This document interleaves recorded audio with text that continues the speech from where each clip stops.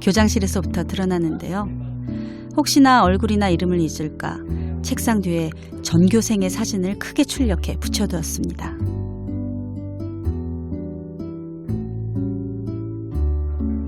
교무실 풍경도 남다릅니다. 학생들은 마치 옆 교실에 놀러 가듯 스스럼 없이 교무실에 드나들고 교사들과 편하게 대화를 나누네요. 오늘은 덕양중학교에서 소통의 문화가 빛을 발하는 아주 중요한 행사가 있는 날입니다. 누가 시키지 않아도 학생들은 알아서 준비를 척척 해내는데요. 비좁은 강당에 얼마나 많은 사람이 모이는 걸까요?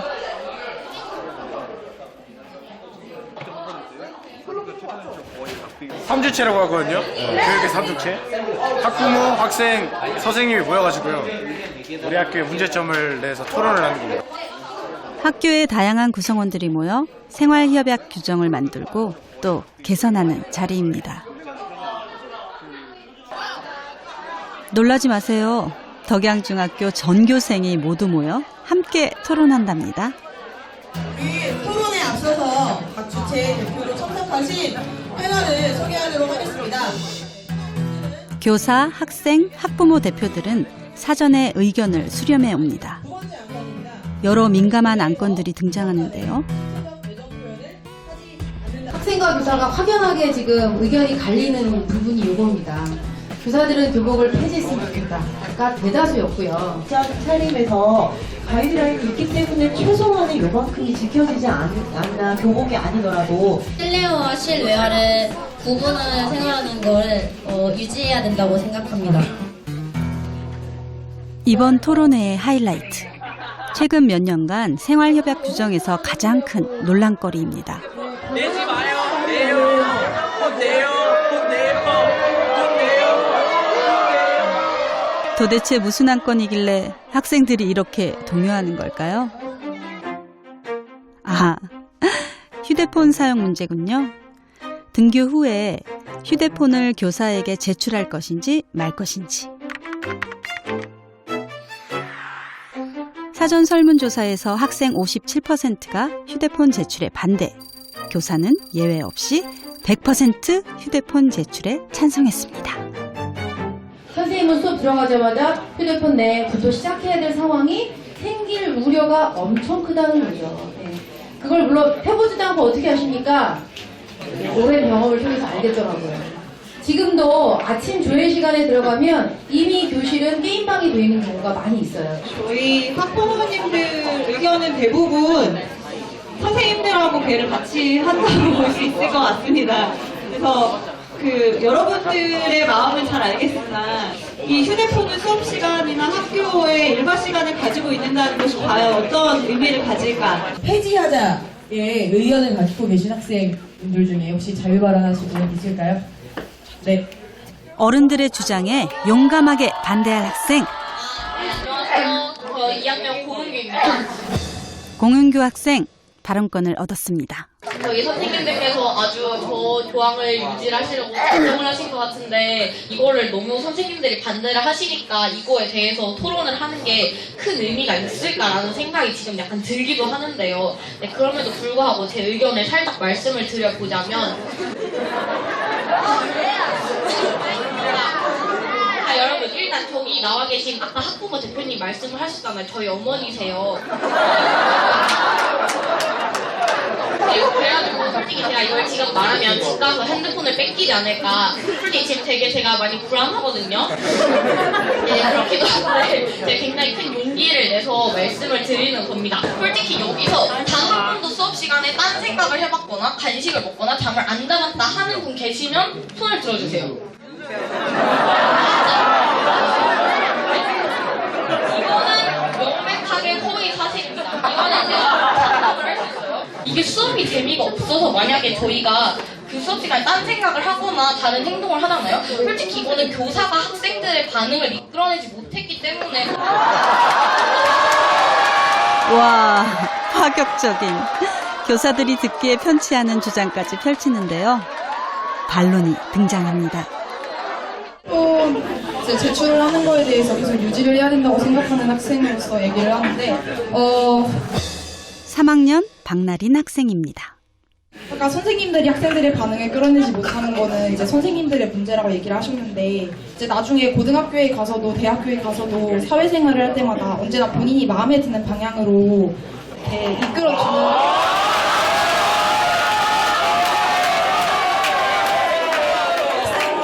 어떤 재미없는 수업이 있다고 하더라도 그거를 그런 식으로 얘기하시는 거는 조금 말씀드리고 싶었고요. 화장실 갔다 오기도 급급해가지고 수업 시간에 가겠다고 하는 학생들이 있는데 그 짧은 시간에 핸드폰도 하고 화장실도 갔다 오고 수업 준비도 하고 이걸 어떻게 다 할 수 있겠어요? 집에서도 지금 핸드폰 사용하시느라 부모님과도 충돌이 있는데 학교에서 그렇게 자기와 가까운 존재도 아닌 사람들 사이에서 그걸 어떻게 잘 해결해 나갈 수 있을지가 가장 걱정이거든요.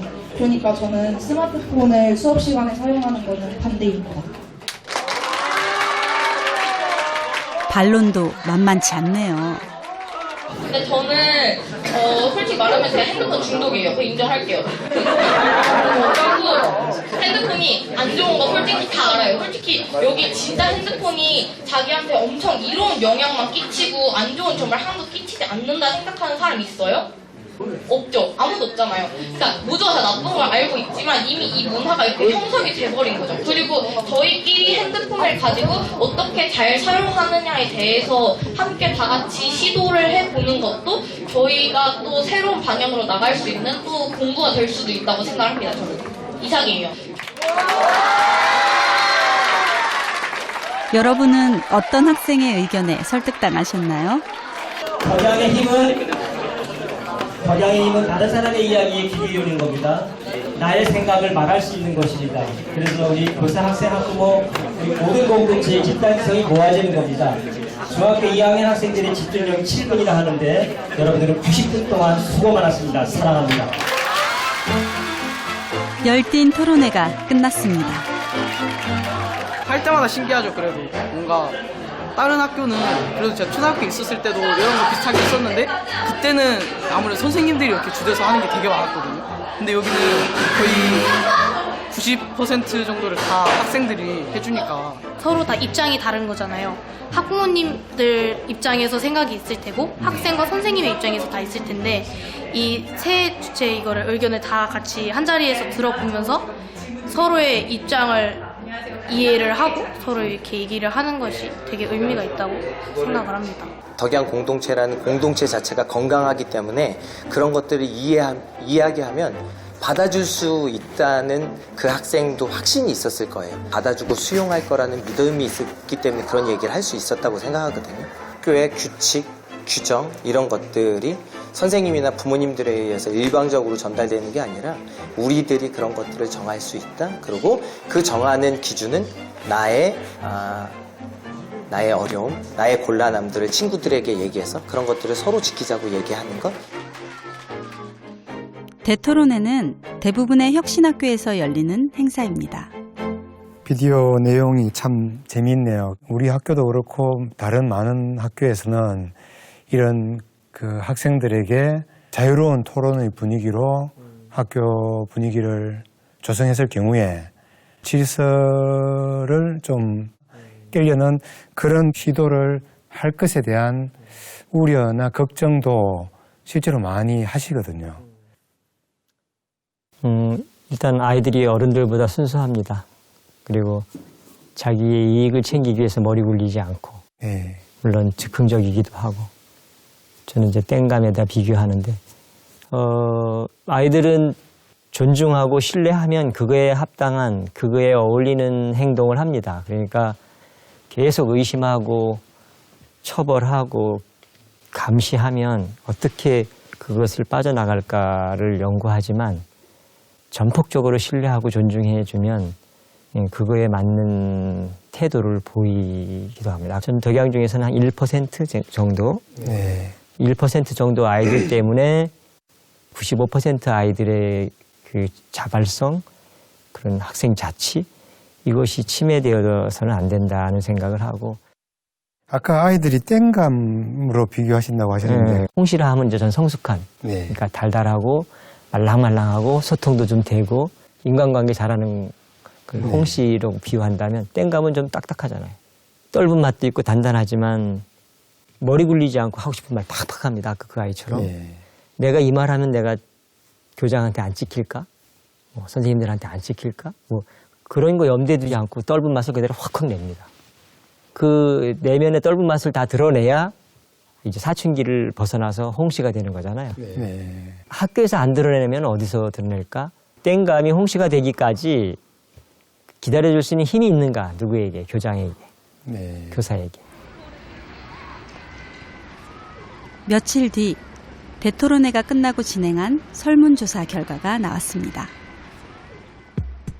뜨거웠던 등교 후 휴대폰 제출 안건.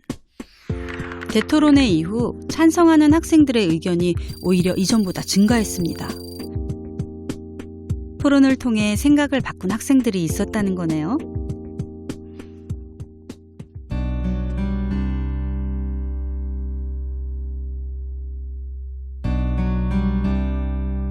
덕양중학교엔 학생들이 하교하고 나서야 시작되는 또 다른 수업이 있습니다. 이분들은 덕양중학교에 자녀를 보낸 학부모입니다. 되도록 많은 학부모가 참여할 수 있게 저녁 7시에 시작되는 수업은 밤늦게까지 계속됩니다. 계속 저의 내면을 가리고요. 자녀 교육의 노하우를 알려주는 수업은 아닙니다. 학부모 개개인의 이야기를 나누는 것에 가까운데요. 음악 들려주시더니 해보셨죠? 이슬비에 젖어들듯 변화하자. 이슬비 사랑이라고 부르는 이 학부모 교육은 이준원 교장이 임기 8년 동안 진행해온 겁니다. 8주, 9주 꾸준히 매주 목요일 저녁에 나와서 이렇게 공부했다. 올해 또 덕양중학교에 왔는데 그렇게 학부모를 부르는 게 많고 뭐 해야 되는 게 많대요.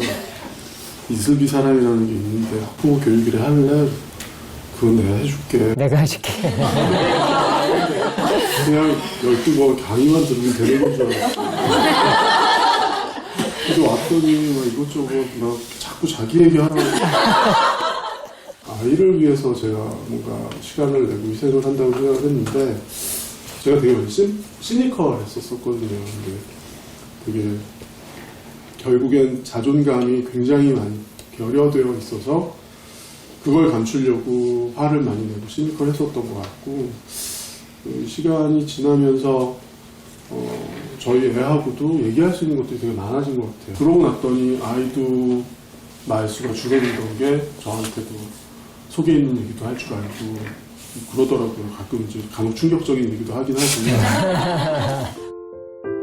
학부모 교육의 핵심은 부모의 내면을 들여다보는 데 있습니다. 부모 내면의 상처를 깨닫고 드러내고 함께 치유해 나가자는 건데요.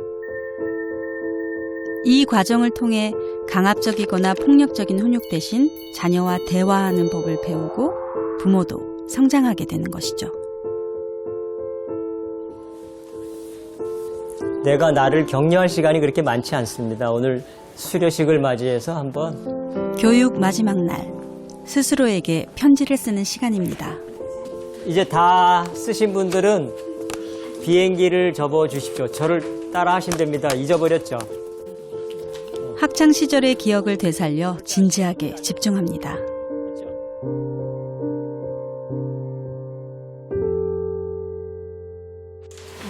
내가 나에게 쓴 편지라고 생각하고 읽으시면 됩니다. 자신에게 쓴 편지를 타인의 목소리로 들어봅니다. 이슬비 사랑에 2년째 참여하면서 참 수고했어. 목요일은 매번 전날 밤을 새우는 날이 많았지. 아침부터 수업하고 급하게 돌아와 아이들, 남편 저녁 식사 챙기고 이슬비 사랑에 참여하려 오느라 힘들었을 거야. 그래도 좋은 엄마, 좋은 아내가 되기 위해 마음으로 노력했으니 좋은 결과가 되어 돌아올 거야. 수고했고 또 힘내자.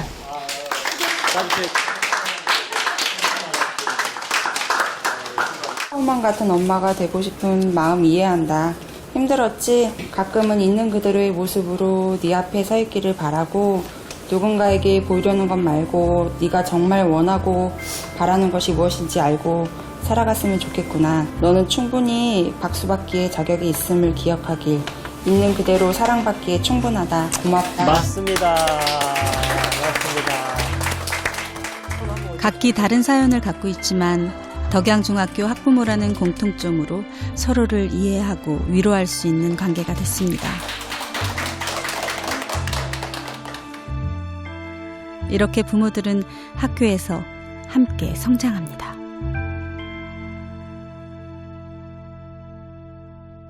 마무리하고 간식 먹으면서 도란도란 못했던 얘기 해야 되는데 아무도 이 토킹 피스에 대한 관심을 못 가지셨죠. 8년 전에 그 학부모 교실 이슬비사랑 시작할 때의 상황은 사실은 이 벌새 이야기하고 너무나 흡사합니다. 이 마을의 아이들을 다 떠났던 시절이잖아요. 큰 산에 불이 났는데 파리보다 조금 큰 벌새가 입에다 물 한 방울 찍어서 큰 산에 불을 끈다고 생각해 보십시오. 어떤 상상을 해 보시죠. 많은 동물들이 다 도망가면서 비웃었겠죠. 그러나 이제 그 벌새가 나는 내가 할 수 있는 최선을 다할 뿐이야. 그런 마음으로 이제 혁신학교를 시작했고 나의 조그만 수고로 한 가정만이라도 한 엄마, 한 아빠만이라도 내면이 치유되고 아이들에게 좋은 마음밭이 된다면 나는 충분히 매주 목요일 저녁을 헌신할 수 있는 준비가 되어 있어 라는 생각으로 이제 이 벌새 스토리처럼 시작했던 건데 감사합니다. 8년간 매주 목요일 계속 학부모 교육을 하셨다는 게 너무나 놀랍고 참 존경스럽습니다. 교사보다 더 중요한 교사를 교육해야 되겠다. 아이들의 건강한 성장을 위해서는 부모가 반드시 바뀌어야 되겠다는 생각으로 시작을 한 거고요. 학교에서 아무리 행복한 공동체 안에서 공부하더라도 주말에 집에 가서 엄마 아빠가 이제 이혼 위기 속에서 막 싸우는 틈에 있다가 오는 애들은 월요일날 표정이 안 좋거든요. 네. 그래서 부모가 바뀌면 아이가 어떻게 바뀌는지를 많이 봤고 임기 내내 반드시 해야 되겠다. 상처가 있는 그 학생의 뒤에 상처가 있는 부모님이 계시다. 그런데 그 실제로 많은 학교에서 학부모 대상 어떤 교육을 하거나 이럴 때 그런 그 상처가 있는 부모님이 오시는 것이 아니고 학생을 더 잘 케어하기 위한 노력에 충만해 있는 그런 적극적이신 부모님이 오시고 아프지 않은 부모는 없습니다. 경제적으로 어려움이 있고 엮이는 가정에서의 어려움도 있지만 대한민국 부모들은 다 아픕니다. 불안감이 극도로 높고 어떤 큰 질병이 있냐면 우리 아이만 잘 되면 되는 거 아닌가. 그게 가장 큰 질병이라고 생각합니다. 그런 철학을 바꿔놓기 위해서는 누구든지 와야 하고 그리고 이제 제가 생각했던 거는 몇 명만이라도 와서 바뀌면 그분들에 의해서 오지 못한 분들도 이런 모임 저런 모임 이렇게 연결돼서 또 영향을 주지 않을까.